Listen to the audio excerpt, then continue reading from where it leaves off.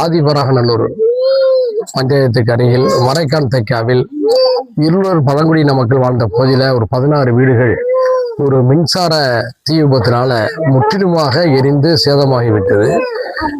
நான் சட்டசபையில் இருந்தபோது இந்த தகவல் கிடைத்தது. நம்முடைய எம்எல்ஏ அலுவலகத்தில் இருந்தும் அதிகாரிகளை ஊழியர்களை நாம் அனுப்பி வச்சிருந்தோம்.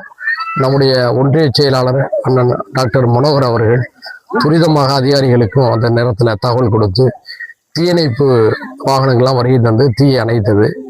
உடனடியாக உரிய அதிகாரிகளுக்கெல்லாம் தகவல் கொடுத்து இந்த மக்களுக்கான அடிப்படை உதவிகளை செய்வதற்கு ஏற்பாடு செய்து கொடுத்தோம். இன்றைய தினம் நம்முடைய ஒன்றிய செயலாளர் டாக்டர் மனோகர் அவர்களுடைய ஏற்பாட்டில் நேரடியாக அந்த மக்களை பார்த்துவிட்டு ஆறுதல் கூறிவிட்டு அவர்களுக்கு உடனடியாக ஒரு வேஷ்டி சேலை என்ற அடிப்படையில் சில உதவிகளையும் செய்திருக்கின்றோம்.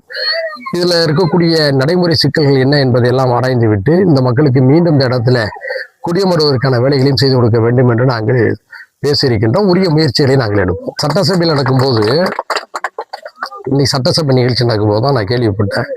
உடனடியாக நம்முடைய எம்எல்ஏ அலுவலகத்தில் இருந்து நம்ம ஊழியர்களை சொல்லி உடனே அவங்கள வந்து பார்த்தாங்க. டாக்டர் மனோகரும் அந்த சமயத்தில் நம்மளோட தொடர்பில் இருந்து இந்த பணிகளை இந்த பாதிக்கப்பட்ட அந்த மக்களுக்கான உடனடி ஏற்பாடுகளை செய்து கொடுத்தவருக்கு அவர் தீவிரமாக முயற்சி செஞ்சிருந்தார். அதிகாரிகளும் துரிதமாக வந்துட்டாங்க. அந்த தீயணைப்பு வண்டி வந்து சேர்த்து கொஞ்சம் தாமதமாக போயிடுச்சு. அதனால இன்னொன்று குடிசை வீடுகள், வெயில் காலம் வேற, அந்த தீ விபத்துடைய கோரம் வந்து உடனடியாக எல்லாவற்றையுமே பொசுக்கிடுச்சு. இருந்தாலும் இந்த மக்களுக்கு ஒரு நம்பிக்கை ஊட்டியிருக்கிறோம். கவலைப்படாதீங்க, தைரியமா இருங்க. அரசு தரப்புக்கு இந்த கவனம் போயிருக்கு. அவங்க ஏன் அறிக்கை தரலைங்கிறத நீங்க அவங்கள்ட்ட தான் கேட்கணும். நான் தொகுதியுடைய சட்டமன்ற உறுப்பினர், நான் செய்ய வேண்டிய அடிப்படை பணிகளை நான் செய்கிறேன். எங்களுடைய தோழமை கட்சியினர் திராவிட முன்னேற்ற கழகத்தை சேர்ந்தவர்கள் இந்த பணியில முழுமையாக எங்களோட துணை நிற்கிறாங்க.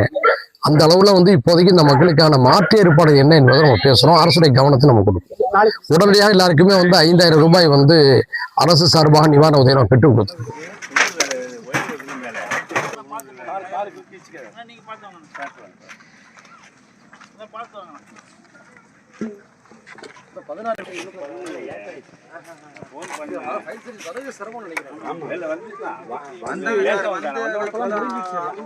எல்லாமே கூடங்கிறதுனால ஒரு அரை நேரத்துக்கு வேலை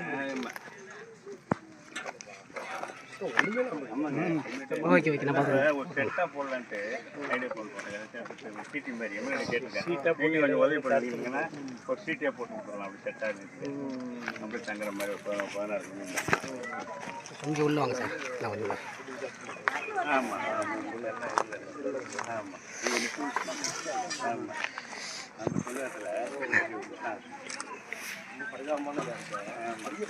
ஆமாம்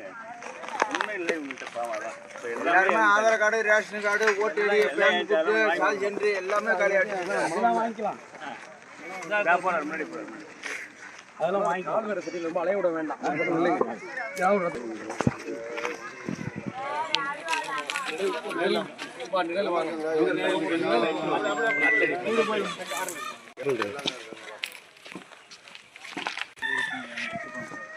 சபையில் தான் இருந்தேன். நான் உடனே ஆஃபீஸ் காலேஜ்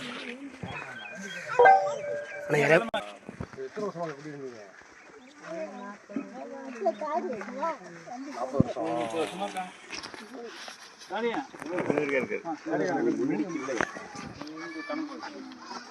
மின்சாரம் பிரச்சனை என்ன? மின்சாரம் பிரச்சனை வேற ஒன்றும் உயிருக்கு இது ஆபத்து. அதெல்லாம் ஒன்றும் இல்லை. பிள்ளை வீட்டுலாம் இங்கே வீட்டில் இல்லை. வெளில எல்லாம் ஸ்கூலுக்கு அப்படியே எட்ட போயிடுச்சு. ஆனால் ஒரு 4 பொம்பளை அதை போய்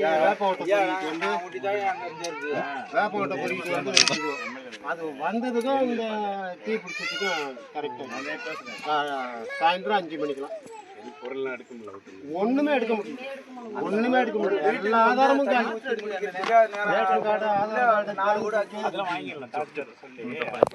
அதுக்கான எல்லா வேலையும் நான் பண்ண சொல்லியிருக்காங்க. அது எல்லாம் கிடைச்சிடும். ஆவணங்கள் எல்லாம் கிடைச்சிடும். வீடு கட்டுற சம்பந்தமா என்னன்னு சொல்லுங்க. வீடு கட்டுறது தான் இது. அதாங்க இது வந்து ஊரை விட கட்டாத செட்டா கட்டி